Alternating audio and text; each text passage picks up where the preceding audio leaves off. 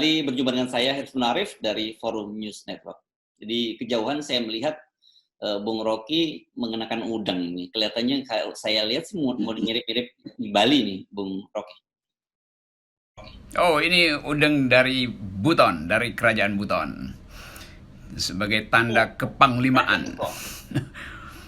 Tanda kepanglimaan yang dasarnya adalah dulu kerajaan Buton itu rajanya itu dipilih, bukan turun temurun. Jadi satu demokrasi yang sangat bagus dimulai justru dari Pulau Buton. Itu tahun 1332. Jadi 700 tahun yang lalu. Kira-kira 600 tahun sebelum revolusi Prancis, orang Buton udah punya sistem demokrasi, yaitu memilih pemimpin bukan berdasarkan garis keturunan. Kalau kata istilah sekarang, bukan berdasarkan dinasti gitulah. Oh, luar biasa sekali ya. Jadi oke, karena itu Anda ingin jadi sultan atau Anda cuma sekadar merasakan aura dari demokrasi itu dengan menggunakan udang dari Buton tadi?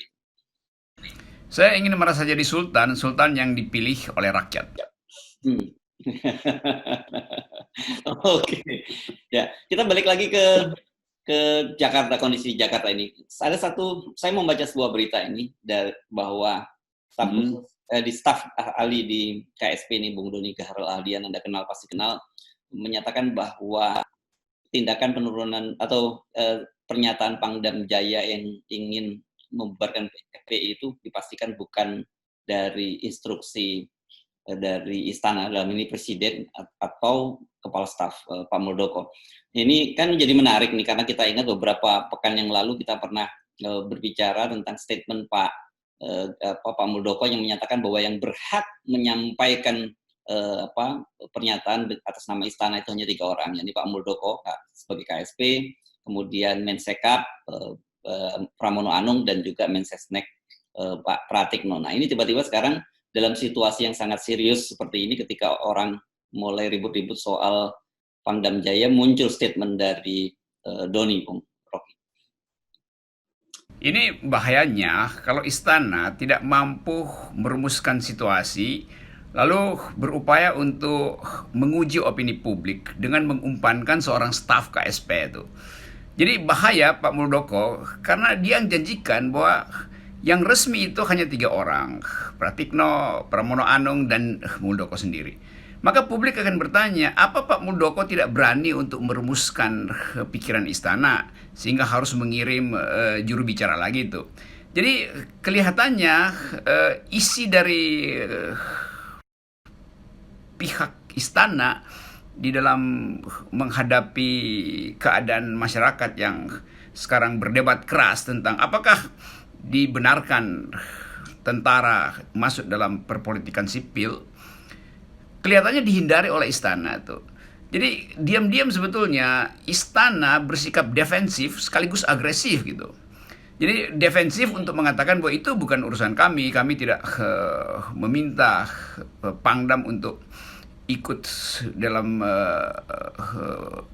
festival politik DKI. Saya sebutnya ini festival politik karena ini orang tonton sebagai adu opini publik tuh.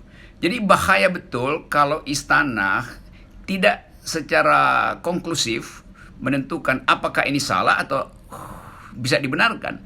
Nah, kelihatannya istana ingin katakan ini salah tapi bisa dibenarkan. Jadi ambigu sifat pernyataan itu. Itu bahayanya pernyataan yang ambigu. Kalau pernyataannya clear, pasti Pramono Anung yang akan ucapkan tuh sebagai wakil dari pemerintah di bidang eksekutif itu, sekretaris kabinet.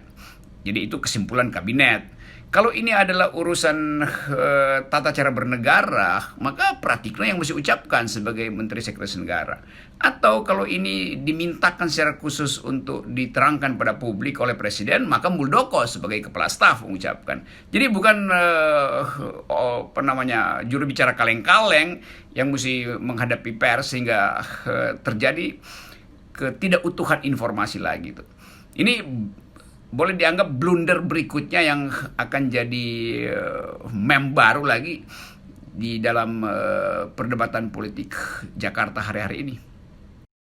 Ya, saya kira itu tepat sekali Anda menggambarkan dengan sebuah kalimat ambigu tadi. Karena kalau kita baca di media ini, setidaknya pesan yang disampaikan oleh Doni ini memang ambigu. Di satu sisi dia ingin menegaskan kepada publik bahwa Presiden dan staf tidak tahu menahu soal penurunan baliho ini. Tapi di satu sisi ada kesan dia sebenarnya mendukung tindakan yang dilakukan oleh Pangdam Jaya. Ya, itu artinya kalau memang presiden tidak tahu menahu, maka presiden mesti beri sanksi. Karena hierarki di dalam komando itu, kalau militer mengambil inisiatif, itu harus atas perintah pejabat tingginya, itu panglima tertinggi. Tetapi kalau kemudian keterangan pers istana itu seolah-olah membenarkan, dia mau ambil keuntungan dari opini publik, itu berbahaya kan. Jadi istana mengumpankan lagi perdebatan dan dia tidak ingin selesaikan perdebatan itu. Jadi segala macam kericuhan itu akan dimulai karena ketidakjelasan istana yang diakibatkan oleh ketidakmampuan istana untuk menentukan status dari keadaan hari ini. Apakah ini perdebatan politik atau memang ada keinginan untuk sedikit mengendalikan oposisi dengan memanfaatkan institusi-institusi yang memonopoli kekerasan. TNI adalah satu-satunya institusi yang dibenarkan oleh hukum untuk memonopoli kekerasan itu, menggunakan alat-alat kekerasan. Nah, publik sudah melihat bahwa gelar pasukan di situ, ada panser segala macam, itu tidak etis karena itu wilayah perdebatan politik sipil. Baleho itu adalah tanda kampanye politik sipil tuh, apapun isinya. Jadi tetap saya menagih sebetulnya kejelasan dari istana tentang peristiwa di Petamburan itu. Ya, Anda Anda menduga Doni ini sengaja diumpankan gitu ya? Kalau toh dia salah, hanya salah melanggar instruksi dari Pak Muldoko gitu karena mengatasnamakan istana gitu. Tetapi yang jauh lebih penting lagi, kalau kemudian secara publik ternyata opininya buruk, kan itu bisa segera dikoreksi oleh atasannya dan itu bukan sikap resmi pemerintah, begitu kira-kira. Ya itu permainan politis kan akhirnya kan. Jadi opini istana diwakilkan untuk mengetahui keadaan, orang sebut testing the water. Tapi publik tahu bahwa testing the water itu juga permainan politik. Jadi istana bermain-main terus di dalam wilayah yang tidak jelas. Dan kalau terjadi eskalasi, istana mau lakukan apa lagi? Itu berarti orang akan anggap keterangan istana akan diwakili oleh orang lain lagi tuh. Jadi selama Pak Muldoko tidak mengucapkan sendiri pikiran istana, orang anggap yang diterangkan oleh stafnya itu adalah hoax. Dan orang berhak mengatakan itu hoax. Karena Pak Muldoko sendiri yang mengatakan yang resmi cuma 3. Itu berarti secara logis yang di luar yang 3 itu harus dianggap hoax. Nanti repot lagi kan menerangkan itu. Oke. Ini kan sebenarnya bahaya sekali Bung Rocky. Situasinya kan sangat serius. Ini bukan lagi sekedar ribut-ribut seperti Nikita Mirzani kemarin ini. Ini kembali, saya kira perbincangan perdebatan soal Habib Rizik Sihab dan FPI ini udah kembali ke jalur track yang benar gitu.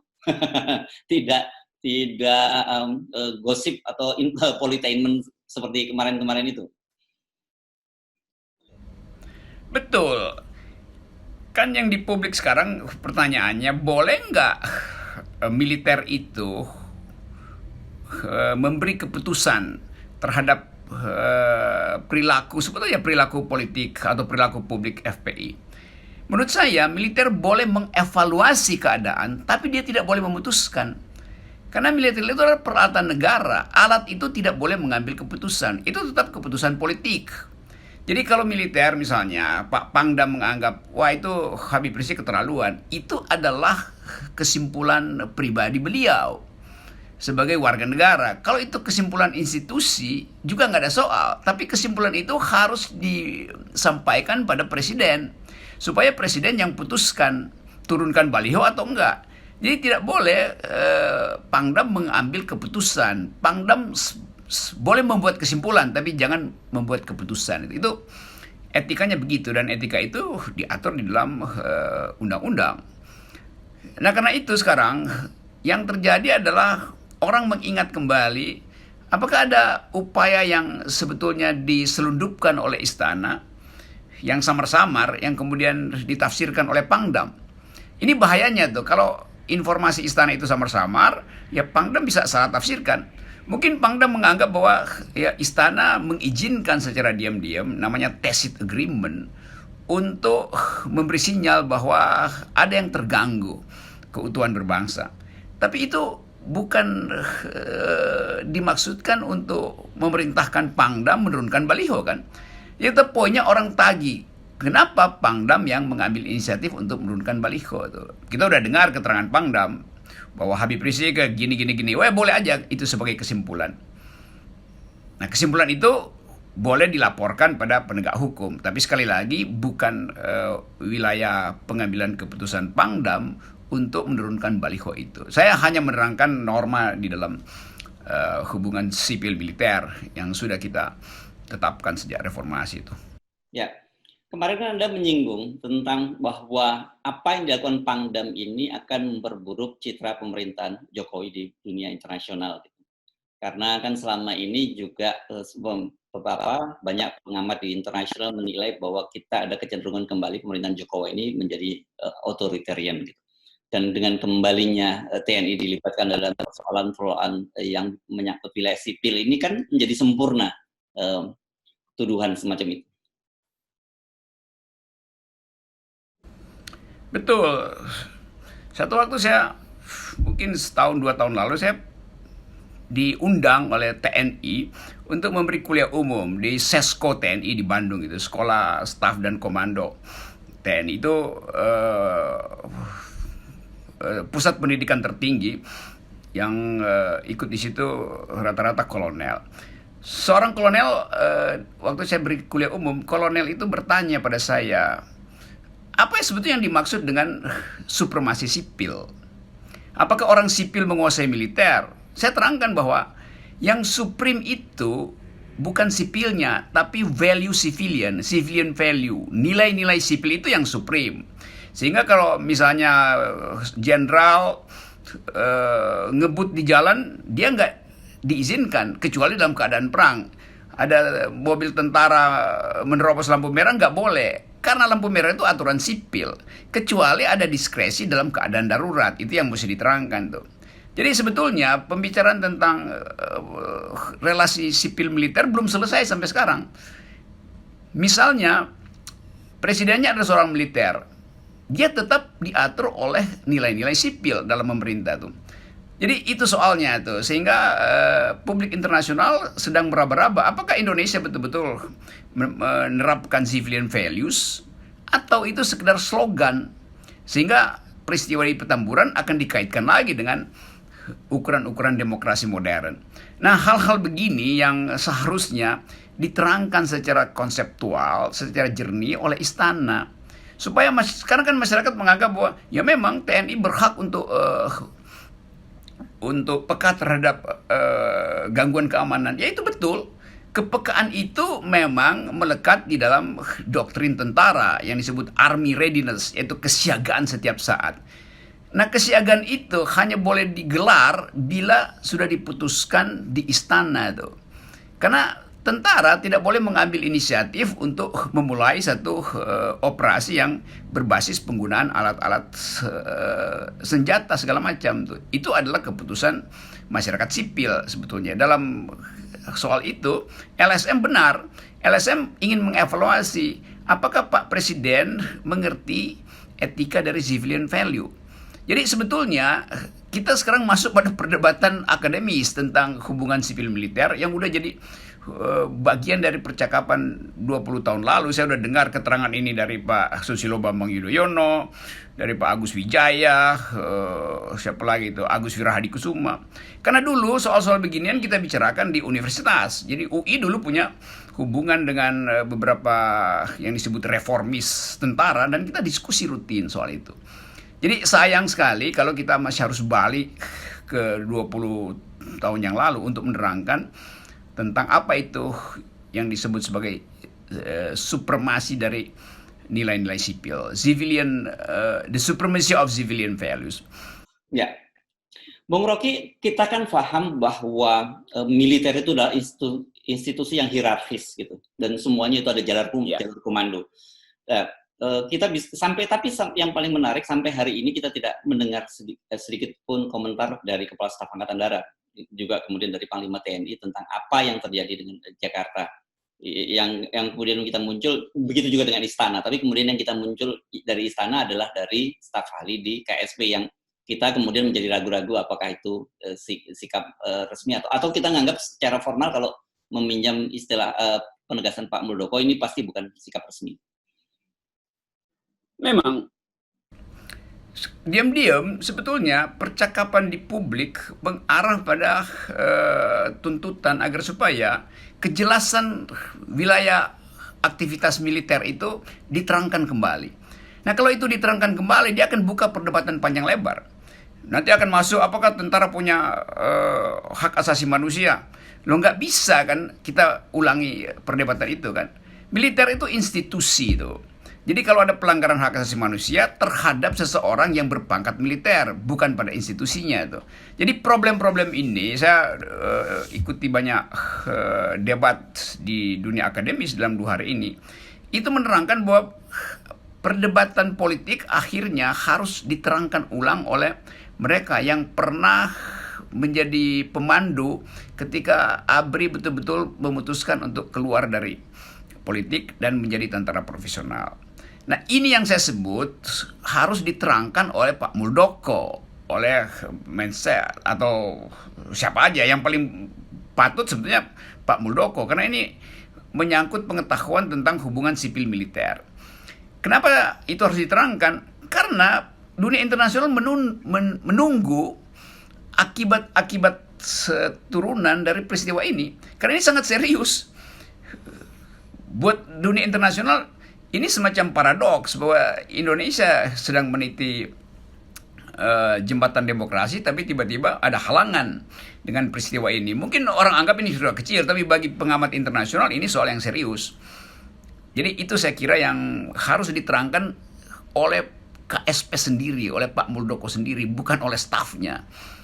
Nanti jadi konyol, opini publik nanti berubah menjadi pertaruhan interpretasi lagi tuh. Jadi berbagai macam sinyal menjadi tidak jelas karena Istana muncul dengan keterangan yang ambigu tadi itu. Tentu saya bisa berpikir bahwa ya Istana lagi konsolidasi isu, tapi orang juga menanti Menteri Pertahanan apa poinnya dalam soal ini. KSAD apa poinnya dalam soal ini? Itu soalnya. Jadi orang tetap menunggu keterangan resmi dari Istana, dan keterangan itu harus formal, nggak boleh ambigu itu. Ya. Nah, kalau saya tadi sempat membaca yang terakhir, Pangdam masih dalam posisi sikap yang semula, yang dia menyatakan dia masih akan terus menjalankan penurunan baliho, dan kemudian sikap dari Pangdam ini mendapat dukungan dari Kapolda Metro Jaya yang baru, Irjen Pol Adil Imran. Jadi apakah ini kemudian akan terus dibiarkan dan kemudian secara diam-diam diselesaikan secara internal oleh mereka, atau justru ada eskalatif yang dilakukan oleh Pangdam? Kesimpulan awal saya, Pangdam merasa bahwa ada izin diam-diam dari Istana itu. Jadi selama tidak ditegur secara organisatoris, maka Pangdam menganggap oke, saya melakukan fungsi saya untuk memantau ketertiban, memantau keamanan tuh. Itu pasti begitu interpretasinya tuh. Jadi secara teoritis kan warga negara merasa aman bukan karena dilindungi oleh tentara, tapi karena ada keakraban di antara tetangga tuh, di antara masyarakat sendiri. Bayangkan misalnya kalau satu petamburan itu di ujung semua gang ada panser nongkrong di situ, ya warga nggak merasa aman justru, karena orang kan bertanya-tanya ada apa panser di situ tuh. Jadi interpretasi publik akan berbeda dengan ego dari siapapun yang tidak bisa dikaitkan dengan hukum yang berlaku. Jadi saya tetap melihat bahwa Pangdam Jaya merasa yang dia lakukan itu mendapat perlindungan dari Istana itu. Dan itu yang jadi bahan perdebatan sekarang. Dan selama Istana tidak menerangkan apa yang menjadi pikiran dasarnya, kasihan Pangdamnya juga, karena dia ditawan oleh opini publik dan dia tetap berupaya menerangkan bahwa dia adalah petugas yang diberi hak untuk menilai keadaan. Sekarang tinggal kita tunggu sebetulnya apakah penilaian itu juga harus dilaksanakan melalui keputusan untuk mengirim tentara menurunkan baliho, atau memang diminta sebetulnya secara diam-diam oleh istana untuk melakukan semacam ya sebut aja gelar kekuatan di situ. Dan interpretasi orang menganggap bahwa memang istana menyuruh. Jadi sekali lagi, selama istana tidak bicara, maka publik akan menduga dengan kuat bahwa Pangdam itu masuk di dalam wilayah pengaruh istana, dan itu tidak baik bagi demokrasi itu. Jadi saya tidak menyalahkan Pangdam, tidak menyalahkan pengamat atau orang yang beranggapan yang benar Pangdam atau FPI yang benar. Saya menyalahkan istana yang ambigu, ragu-ragu untuk memutuskan apa sebetulnya yang terjadi di situ tuh. Ya.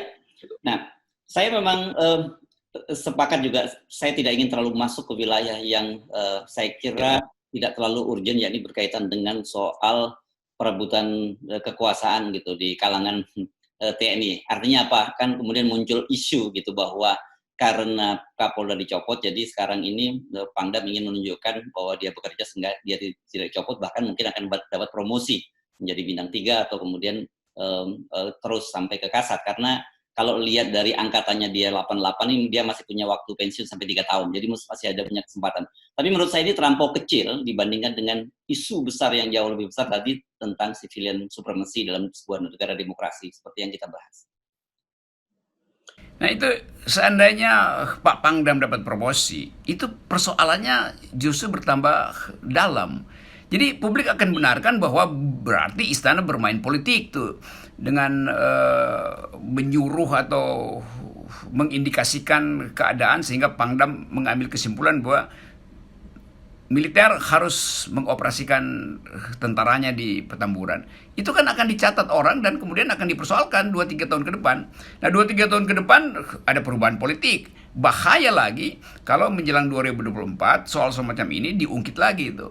Jadi jalan pikiran istana ini makin lama makin gak jelas tuh. Dia menginginkan pengendalian politik, dia gak mampu mengendalikan perdebatan di antara masyarakat sipil, tapi dia justru mendiamkan kritik masyarakat sipil terhadap aktivitas militer di Petamburan tuh.